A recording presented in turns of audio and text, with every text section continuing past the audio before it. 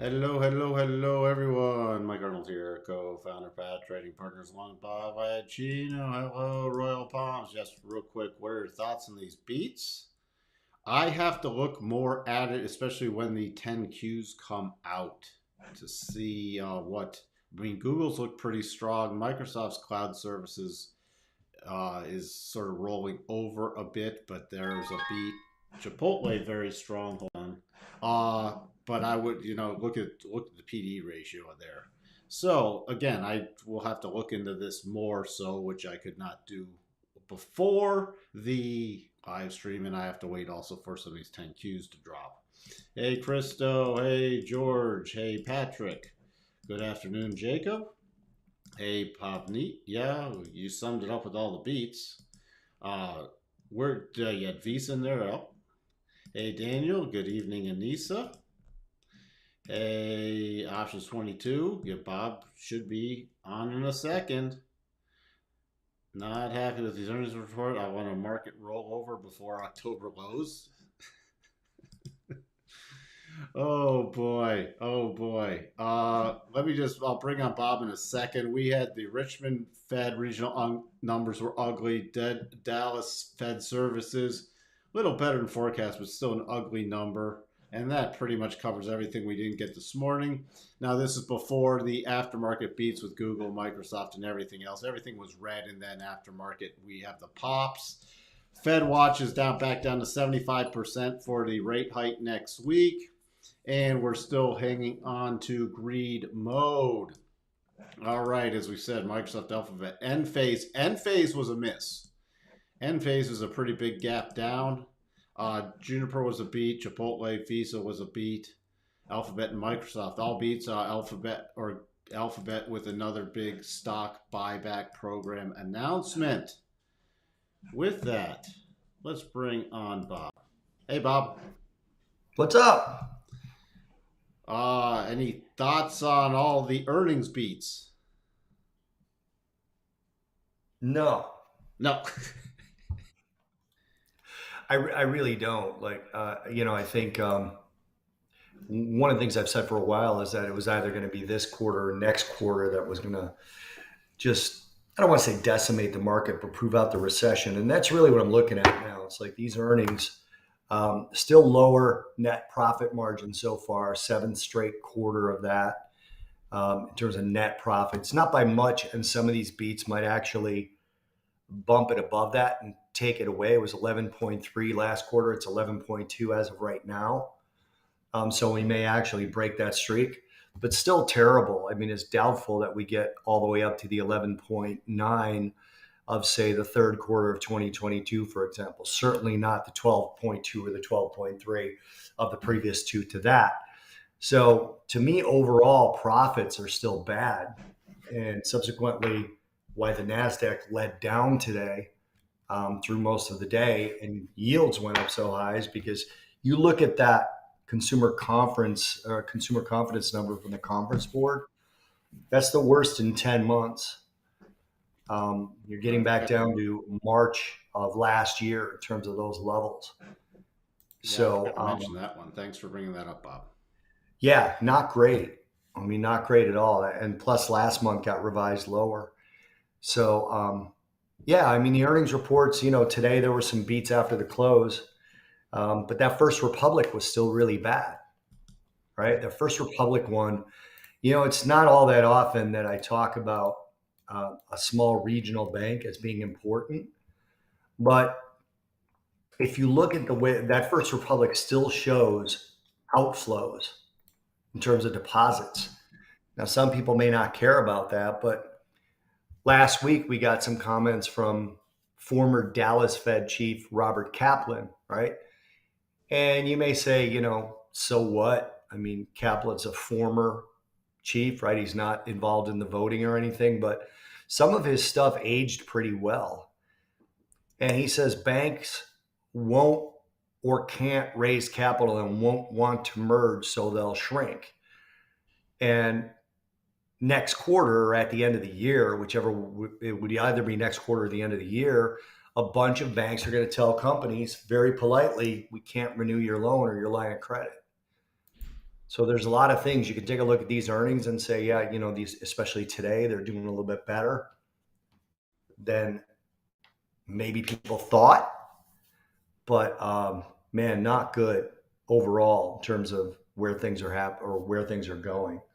We'll see what the futures do in a little bit, but they certainly didn't do great right off the bat. Well, I mean, we had the Google green bar.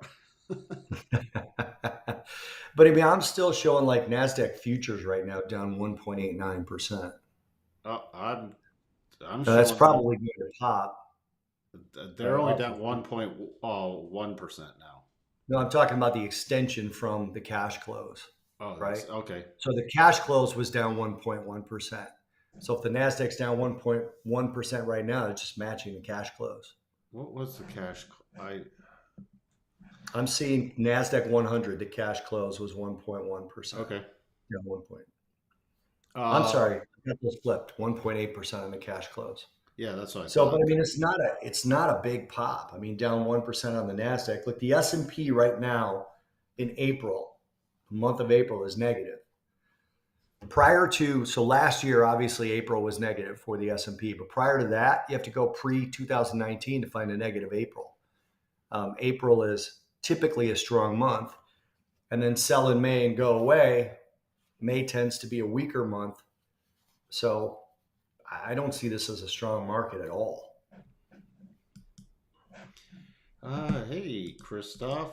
Trying to see if there's any questions coming in. Oh, I forgot. I wanted to check. I checked earlier. You see, again, I didn't check right after the cash close, but you have the red days and volumes up on the selling days, Yeah, substantially up. yeah. That's what the old adage, a volume follows trend. I mean, Mhm. you have, even though we've been bouncing recently, the on the down days the volume eclipses the up days, which is still concerning if you're a long-term bull. Chipotle killed it. Don't bet against burritos. Well, unless there's food poisoning. But here's I why. I love mean, Chipotle. Chipotle, I a love little Chipotle. breakout trade, but there's no way. See, even with these earnings, because I looked at them, paying for a long-term investment, paying 56 times P to E, going into a potential even for CMG is nuts in my book.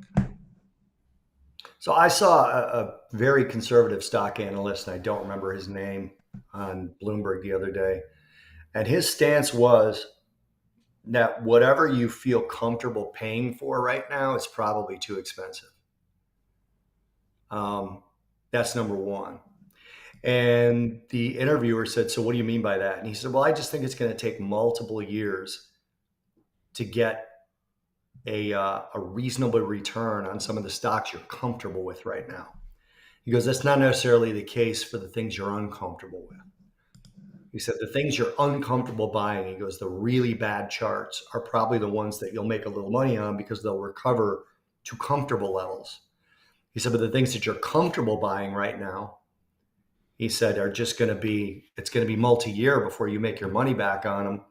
And he said, because of that, he's not buying anything. And that makes a lot of sense to me if you break it down, right, Mike? I mean, you Yep. look at something like a Chipotle and the chart looks okay, right? And they killed it on earnings and it's 56 times, right? So you look at this chart and you say, okay, I can take a shot at this, right? I know where my support is. Rotation zone's looking strong. I mean, it looks good. And then some of the things you're not comfortable with, which I don't have one off the top of my head, but a chart that looks really, really bad. This particular guy was like, I don't want to buy those because the charts look bad. So Well, I think again, that makes sense if you break it down. this, I Chipotle is still very tradable. As a long-term Sure. investment, do I want to, or even like a couple year? This thing could be much lower. So for a trade with a stop loss, hey, we're trading a breakout, blah blah blah. Fine, no problem with it. But you know what? A lot of these companies will be lower in the future. So that's my thoughts. But what's this up to now? Holy smokes. 1883 What's that, Chipotle? Chipotle. This is going to be over what? 60 times earnings going into the open tomorrow? No, thank you. I give you an example, Mike, of a stock I don't want to buy, and it's Amazon, because the chart just, I don't like the chart at all. Right? I don't like the failure on the daily against the 200. Now maybe it turns and breaks out. I don't like those highs from February or late January being the target. I don't like it. But based on what this guy said, long term, that's probably what you should be buying, because you'll get your money out of it at some point. Whereas something like Chipotle, where the chart looks good, it's probably multi-year before that ends up looking like a good long-term buy. But like you said, we're talking more tradable. So I just thought that was an interesting observation. Apple is for a long term. Apple's too expensive too. I think Apple will come in, but is it tradable until then? Yeah. What's the Apple chart look like? I haven't looked at it in a couple of days. Yeah, see, to me that's a much better chart, but I'm not buying that. Look at that shit.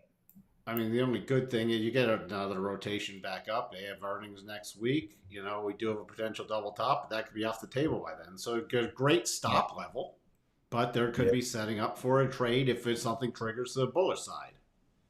And your targets, they're just not that far away versus No. how far it can drop. Yeah. They could See, drop all the way to the 200 easy. I think this will reconnect before all this is said and done easily with the 200 week. Yeah. So again, there's a difference between a trade and a investment. For a long-term investment, I'd rather be patient. In a short-term trade, well, that's a trade. I'm not married to a trade. Right. Why is Pat G wants to know why gold is so volatile? I mean, do we think it's volatile? I mean, pull up the gold chart. I don't agree that it's been volatile. I don't think this is that volatile. No, I mean, you had a spike, almost a parabolic move, not quite. There was some rotations. And then all it really did, if you go from sort of the May 9th levels, you saw about a 13% rally, right? So I'm just ballparking it.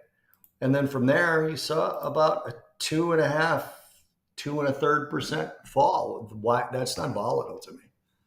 It's not even a 2.5% drop from those highs.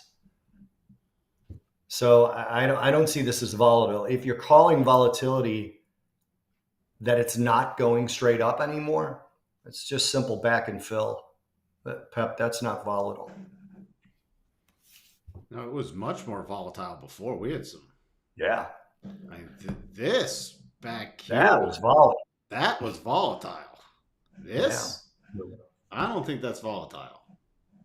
I disagree with the question, but you saw gold. Gold, you might have called gold volatile today because it was negative early and then turned positive, but it went flight to safety. It went flight to quality, along with the yen, the dollar, and treasuries. Bob, any thoughts about GDP and PCE coming out this week? No, not really. I think GDP will be in line, and I think PCE will be a little bit lower. Well, I still think the Fed will do 25. I'm going to go with, I like Jim Bianco's way of looking at it, that inflation growth, of course it's not inflation, but it's inflation growth, is going to moderate a little bit and then pop later in the year. I like the way Jim Bianco laid that out on our podcast. I thought that was a really intelligent way of putting it. I haven't been able to put it into words, so I was really glad that he did that. So I'm going to go with that. But in the meantime, I think you'll see things going pretty much where the Fed would like them to go in the short term. But you're still not talking about comfortable levels of inflation at all.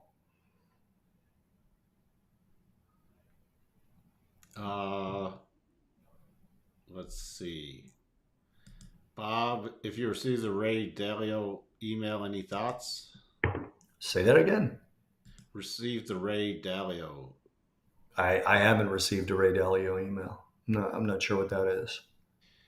Feedback says, well, I saw that one of the areas I'm comfortable in is I'm short the dollar. Druckenmiller. Yeah, I mean, I don't. I'm not going to say I disagree with Druckenmiller. I really don't because I like gold, which means lower dollar. So fair enough. Well, then again, Bob, why today the dollar was up and gold was up too? Flight to safety. That was a flight trade. You got to distinguish the things. They have a typical inverse relationship, but the inverse correlation is not 100%, Georgie. It's not 100%. So don't look at these single day things and go, "Oh my God, why did that happen today?" Today was more of a flight to safety day as assets sold off. You had copper selling off, silver selling off, equities selling off, crude selling off, risk assets were selling off, and even gold was negative early, and then it joined the flight to safety as it should. So that is the dollar, it's treasuries. You got to look at what's happening in concert with that. You had the dollars going higher, treasuries going higher, subsequently yields went lower. Today was the biggest move in yields, biggest single day move in yields since about March 24th. Yeah, this was a huge day in the 10 year. Yeah, I mean, it was big. March 24th, I think that the 2 year dropped 20 basis points. Today, I think it was down 19. 10 year dropped like 14. Today, it was down like 13. So it's been a while since we've had that volatility. Not March, April. I'm sorry, April 24th, not March. No, it was March. I'm It sorry. was March. Take that back. It was March. Yeah, so we had some interesting market conditions. Uh, hey, Chris. Hey, Mike and Bob. How do you feel about PLTR with all the AI being the new trend? I think AI is getting overplayed. What And was I, that stock again? I haven't looked at it. Palantir, I don't like the chart at all. So, I haven't looked at it. Tears is I just, haven't, it's one of those things like I think it's an opinion as to which AI stock is the right one to play. So that's the part of the opinion. That's the thing. I don't know enough about it to know who the leader in AI is and what AI is going to be used for. I like the idea of investing in AI long term, but who? I don't know. I have no idea. I mean, I'll just look at the right now. This chart is not looking good. So, there's my answer. I mean, who's the leading AI company? Is it Nvidia? I don't know. Uh, Bob, what could be the potential cracks that you can see in the banking system right now? We can say we know stuff, so it's been discounted off. What can the market not shrug off? So I'll say this, and actually there was another question referencing why there was still a sell off, which is actually Christoph, I think. Christoph asked at some point today why there was still a sell off in First Republic. And it was followed up by Christo, who kind of asked the same question, but I think they're more toward the top, Mike, of what's in the chat right now. And it relates to this. First Republic is still seeing deposit outflows, very big numbers. Okay, very big numbers. Deposit outflows. If it had not had the run on the bank, this particular level of outflows would seem drastic. Okay, and a bank like First Republic needs its deposits. Okay, I'll go back to something that former Dallas Fed President Kaplan said. He said that the window that the Fed opened for these regional banks is great, but it's basically a ventilator. And you don't want to be on a ventilator forever. You can't be on a ventilator forever. That's Robert Kaplan's way of looking at it. The outflows in First Republic, if you weren't looking at the run that First Republic had during the SVB and signature crisis, you'd be looking at these outflows and saying, holy crap, that's a lot of outflows. So, yeah, that's why. And that's what you can know, Pavneet, when you want to sound smart about regional banks, is you say the outflows are still happening and the window will eventually close, the window of the Fed. And that's when I think the Fed will actually cut rates, is when they feel a need to close that window. I've only been commenting on rates. I haven't been commenting on QE or QT or any Fed windows. I've said the Fed is going to keep rates here. But there's two things going on, and this goes to First Republic as well. Regional banks are reporting much lower loan origination. And as I said before, when the year comes to a close, a lot of them are going to go to their regular clients and go, look, we can't renew this. We just can't put the money out right now. So there's a lot that's still to come in the regional banks. Loan origination is down, deposit outflows are still happening. Uh,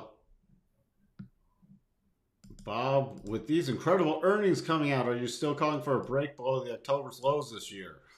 I think calling them incredible earnings when we got our seventh consecutive quarter of falling profits to be a bold statement. Number one. Number two, I'm not saying that the October lows are going to break based on earnings. The only thing I've ever said is that earnings would be a good catalyst to break those October lows. It's not the same thing. There could be other catalysts that would do it. For example, the last major sell-off in equities was because of banking woes, wasn't because of earnings. So yes, I'm still calling for that, Paul. And again, I think calling these incredible earnings is really a stretch, dude. You got to go to FactSet and look at their earnings scorecards. As a matter of fact, I can read you some of the stuff right now prior to the last couple of days. So this is like as of Friday. Okay, so let me look at this. Let's see. 3 sectors are reporting a year-over-year increase in their net profit margin. That's the fewest sectors reporting year-over-year growth in 9 quarters. 5 sectors are reporting profit margins above their 5-year average, led by energy, and that's below the 5-year average and below the 10-year average. 4 sectors are reporting quarter over increases in their net profit compared to Q4, which was 8 sectors. Earnings are not good, dude. Uh, Tim asks, have you ever seen this kind of volatility in the U.S. Treasury markets, especially in the short end of the curve? No, not this much volatility for this long, Timmy. No, I haven't. So that's just short of 28 years. Mike's coming up on 30 years. Mike, have you? No. No. Not for this long of a period of time. Not yeah, No, I was not at going to all. say, there's been some volatile. We've been through some major volatile moves, but this is consistently volatile. Mhm. Chris wants to know what happens to Bitcoin and Ethereum when the government goes digital. Please, no digital. Yeah, please, let's hope they don't. How's that? It would be pretty bad. Well, let me rephrase that. I don't know that it would be pretty bad. I think that half the population would divest themselves of those digital currencies, and the other half would go full bore into them, not wanting to participate in a central bank digital currency. And then you have to watch for the legislation that outlaws Bitcoin and Ethereum, which is likely the next step. So but that's all speculation. I don't, I have no idea. Thanks for that, Chris. Uh, really enjoyed this week's podcast with the intersection of economics and government. That's from MJ. The cool thing about those 3 guys, Mikey, I don't know if you got a chance to listen to it. All 3 of them held very high positions in government. And I would say all 3 of them are fairly ethical economists as that goes. So that was a really fun conversation. Bob, Bitcoin will hit 100K in 2024. Chart looks bullish. Do you agree? I don't think the chart looks bullish, but sure, it can hit 100K. Why not? I don't know if the government would let it happen, but sure. I'll agree with you, but I don't think the chart looks great. See again, Do you have a Mark? Bitcoin chart, Mark? Mike? Huh? Do you have a Bitcoin chart? I don't think it looks great. I think I don't we're think it looks great. It looks okay. I'd rather see it back up and go to those support levels and rally up from there and start again. But right now, it's in that congestion to the left. I don't think it looks great at all. Bob. When's recession? Earnings look great. Guys, Martin, listen up, kid. Sorry, you may be older than me. You may be younger than me. It's just the way I talk. Recessions have nothing to do with equities. Okay. There is no metric in recessionary fundamentals that say stocks have to be lower or stocks have to be higher. Okay. Recession has nothing to do with stocks for the most part. Now, stocks bottom after the recession has begun. Mike has told you guys that. He's shown you his research, and I've seen research from other people to back that up. Okay. Didn't we put up a chart last week, Mike, of like how many months into the recession before stocks bottom? Yeah, I don't remember if I sent it to you or not. you did. Martins, don't look at stocks to try and decide if you're in a recession or not, because stocks bottom after a recession has begun, not before. And earnings do not look great. We just went over that. I'm talking objectively, earnings are not great. FactSet is very objective. They just put out data and they're talking about how bad earnings are relative to recent earnings. So don't get gaslighted, boys and girls. Everybody's so focused on these October lows. Bob, do you Hey, believe? Tim actually knows a lot about regional banks, Mike, and he said that we're spot on about the regional banks. Tim McLean, he actually Oh, knows quite a bit about that. you guys are spot So on, Bobby, on the regional banks. There you go. yeah, he knows a lot about that stuff. Uh, Again, Bob, do you believe the October lows aren't the lows because they didn't break the June lows enough? No, it's because stocks bottom after a recession has begun, and according to most people, we haven't begun a recession. And I believe the recession is still near a sure thing because of the yield curve inversion, among other things. So it's not related to chart patterns, and it's not necessarily, well, let me rephrase that. It's related to technicals, but not necessarily charting technicals. Okay. That should be clear. Anything that's numerical research to me is technicals. Mike, you may or may not agree with that. But like if you're looking at it and saying this many times stocks bottomed after a recession began, to me, that's a technical thing. It's not a fundamental thing. But I could be wrong. That's the way I look at it. Daniel used to work for the government. They can't track money now. Wouldn't disagree with that, Daniel. Bob, any idea what changes Japan banking sector might do? They're hinting at Yeah, some I think policy. they're going to float the JGB yield at some point. I don't know if it's going to be this next meeting. There's a meeting. Is there a meeting this week or was it last Yes, Friday? it's this week. It's this week. I don't know if it's going to be at this meeting, but I think they're going to let the policy, the the JGB 10-year rate float. That's going to create a little yen volatility.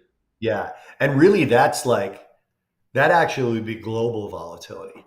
If you see volatility at the end of this week and you're wondering why, check out what the BOJ did. That might be why. The Bank of Japan has quite a bit more effect on the global markets than most people think. Maybe wants to know if Bob will the dollar crash this year. Maybe it will crash this year. How's that? Dollar can't crash unless the Fed starts aggressively cutting rates, or the ECB, the Bank of England, the Bank of Japan start aggressively hiking rates. Otherwise, no. So I'd say you wait until you get an indication that the Fed's going to cut rates, or the market is completely convinced at much higher percentages than the Fed watch tool has right now, then the dollar could crash. I mean, just from the people I talk to, boy, the dollar bearish sentiment is like It's pretty high. it's almost turning into a contrary trade.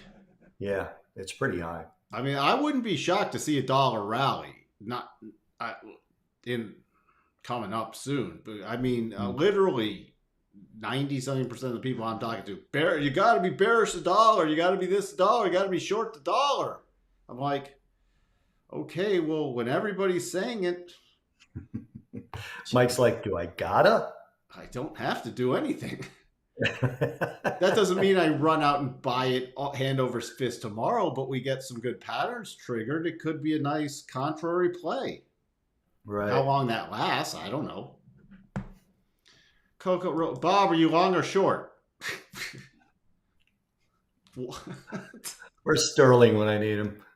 Oh, but would for A it would be market specific. Bob could be long and short multiple things at multiple times. That's a Still that's long, asinine question. still long gold, not long much else. It really is an Uh, excellent question.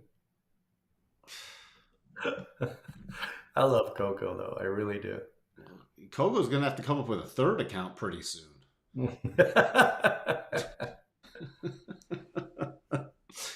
Coco is still alive. The sequel. That'll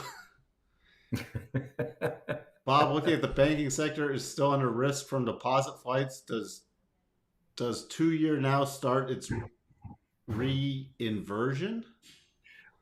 So, a couple of things, business person. Maybe you just joined us.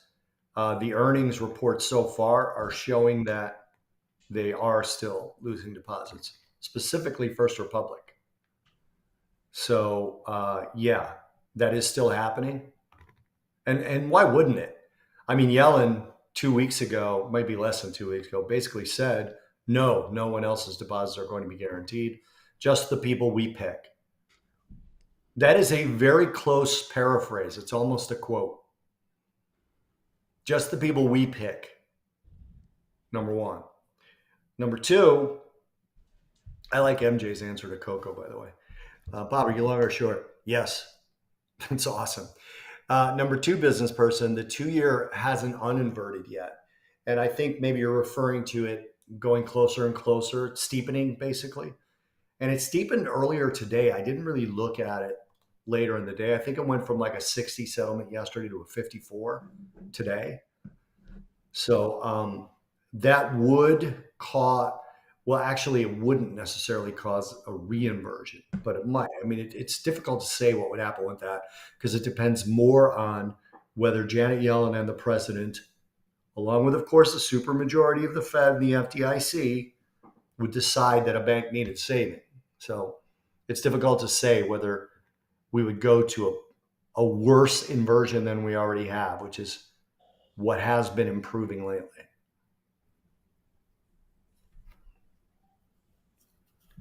Oh boy, I was just looking at the 10-3 month. Whew, that's back at recent lows. That is ugly. That is ugly. That's the one the Fed likes. So Uh, any thoughts on real estate will be a good buy? I think it might be now, Amadeus. I don't think real estate's a bad buy, but it's not a I'm going to make money in 6 months buy. A lot of stuff is still elevated. I'd be more interested probably in land. And I might be more interested in specific commercial real estate. Now, I'm not doing anything in real estate right now. As a matter of fact, we've been trying to sell something for a decent amount of time. But well, I probably shouldn't go on this. I think warehousing is really good commercial real estate. I don't like buildings, but anyway, I don't want to give you guys financial advice. Bob Lumber has been taking a deep dive and has been very good at predicting recessions and credit problems in the housing market. Well, that disagrees with what Tim just wrote. Take a look at PHM. CEO is pretty bullish today, 29.1 gross margins. The death of housing is greatly exaggerated. I don't know that it's exaggerated, Timmy. I don't. I mean, housing was up, but also remember interest rates fell. So if you think about the ebb and flow of these things, and I'm not saying you're wrong, but I'm also not saying you're right. Um, the ebb and flow of these things. So you get people who, and this happened like with the crypto sell off, for example. Crypto sold off from the highs and then bounced, and then sold again and then bounced. It's the inverse for housing, right? Interest or mortgage rates went up, then they fell a little. And people are like, well, I better hurry up and get that house because mortgage rates fell and they're going to go back up. Then they fell a little more and you get a second wave of that. But eventually you get into the sludge where people simply can't afford it unless mortgage rates go back down to 2%, 3%. That all needs to go away, by the way. There was entire generations of people who never saw anything lower than an 8 or a 9% mortgage, and they still bought houses. So all of that needs to go away at some point. And it won't go away if the Fed cuts rates in this particular recession, which at some point they probably will. Henry wants to know, Bob, what do you do for a living? Not much, Henry. Oh, Bob, will you vote for Joe in 2024? I don't want to. I don't want no, but I don't want to say who I would vote for. I wouldn't vote for Trump either, if that's what you're asking me. So Uh, we're going to wrap up questions, so don't put in any more. Bob, when do you expose the short-term fixed rate loans to adjust? I forget what they are called, short-term fixed rate, long-term floating. yeah, they're it's. I mean, they're arms, right? They're supposed to start in earnest mid 2024. So we'll see. We'll see where rates are at that point. And I really think the Fed has a sort of a target on those dates. You know, I really do, because that's really important. That could really hurt the housing market bad by just, and maybe at that particular time it needs it, but could really hurt the housing market bad by flooding a shaky market with a lot of supply on foreclosures. But we'll see. Bob, what do you think could trigger deposit outflows from big banks? I don't think there's going to be deposit outflows from big banks because I don't think we're in that kind of a crisis. I don't think that kind of a crisis is coming. So I don't think it's something to keep an eye out for. You would need a substantial banking crisis that included the big banks, and I don't think there's any reason for that. Any reason for that to happen? A business person is in the market for a home, and it's exactly what Bob says. The bidding wars are back, and prices are even higher. Well, the Mhm. home next to me went on the market and went under contract in under a week.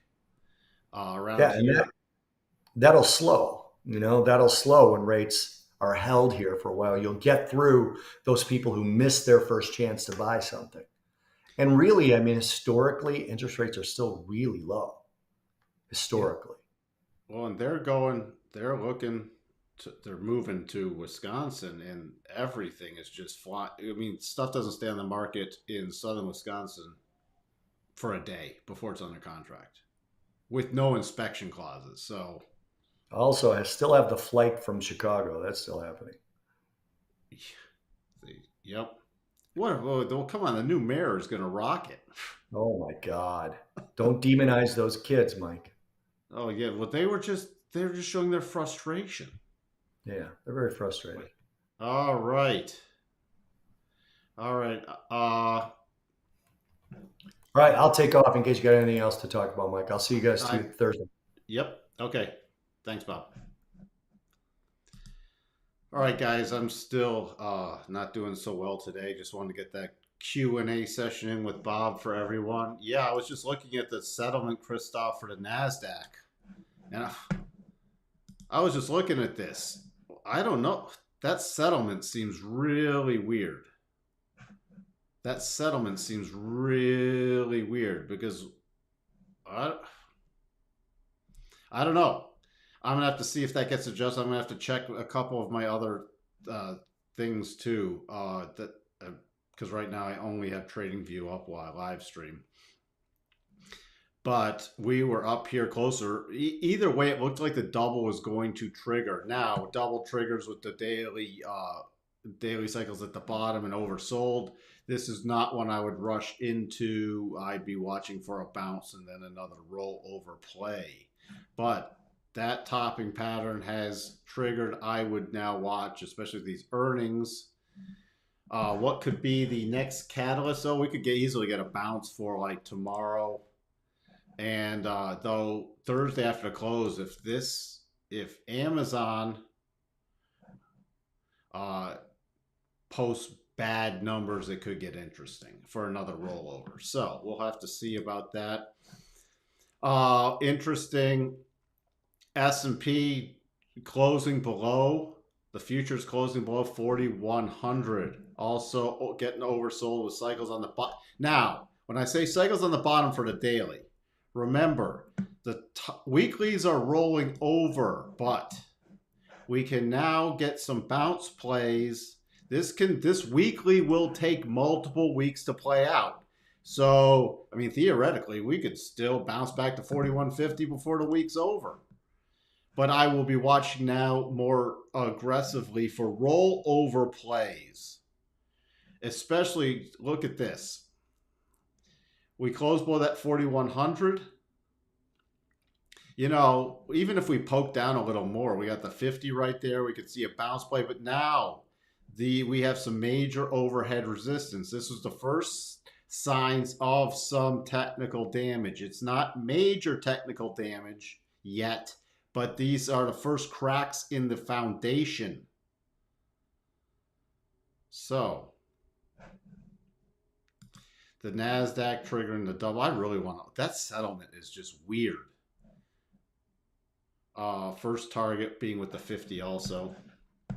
On your IBK platform, it says 12,198.25. It says 12,1.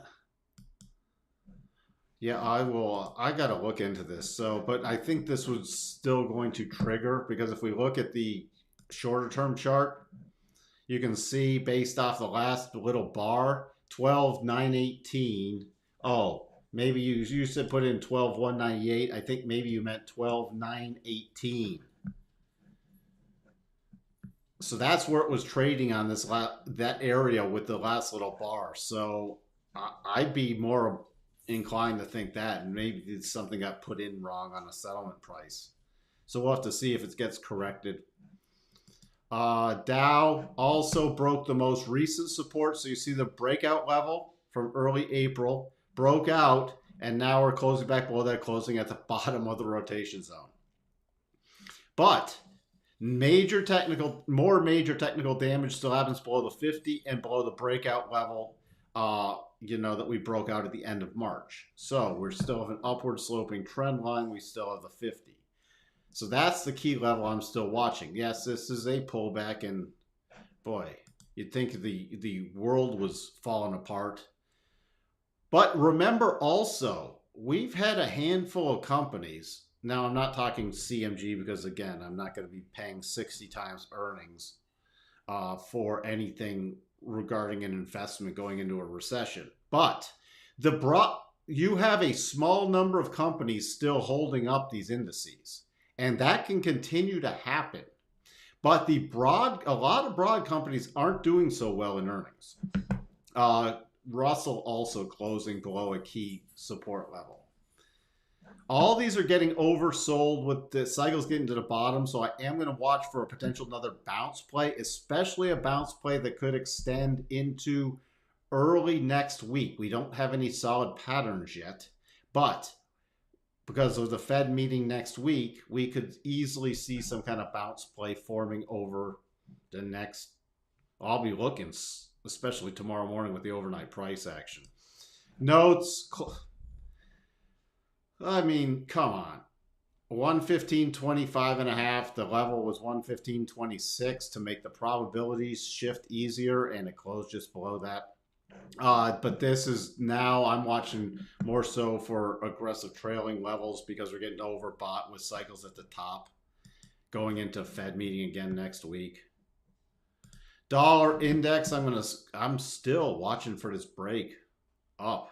I would not be surprised to see this was an outside day today and a key reversal outside day because it closed above, yes, I mean, even above yesterday's open. Technically, it did not close above yesterday's high, though, but gonna see on if it does pull back tomorrow how much or little it pulls back, because that will give me some sign.